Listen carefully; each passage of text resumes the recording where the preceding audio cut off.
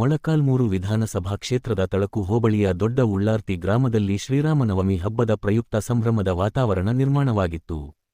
ಹಬ್ಬದ ಅಂಗವಾಗಿ ಆಯೋಜಿಸಲಾದ ಜೋಡೆತ್ತಿನ ಗಾಡಿ ಓಟದ ಸ್ಪರ್ಧೆಗೆ ಕರ್ನಾಟಕ ರಾಜ್ಯ ದ್ರಾಕ್ಷಿ ಮತ್ತು ವೈನ್ ಮಂಡಳಿಯ ಅಧ್ಯಕ್ಷ ಡಾ. ಬಿ. ಯೋಗೇಶ್ ಬಾಬು ಚಾಲನೆ ನೀಡಿ ಮಾತನಾಡಿದರು.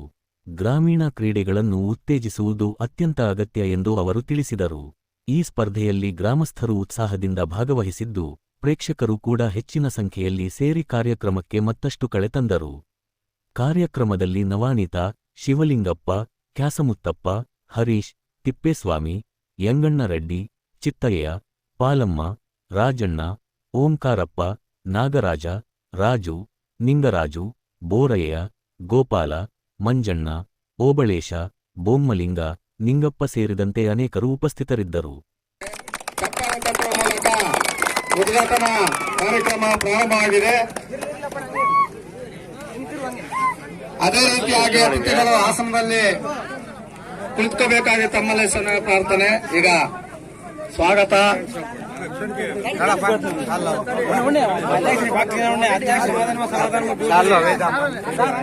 ಈ ಒಂದು ಗ್ರಾಮದ ಮುಖಂಡರು ಸಹೋದರಿ ಪಾಲಮ್ಮ ಅವರೇ, ಗಣ್ಯಾತಿ ಗಣ್ಯರಿಂದ ಈಗ ಉದ್ಘಾಟನೆ ಚಪ್ಪಾಳೆ ತಟ್ಟುವ ಮೂಲಕ ಉದ್ಘಾಟನಾ ಕಾರ್ಯಕ್ರಮ ಪ್ರಾರಂಭವಾಗಿದೆ.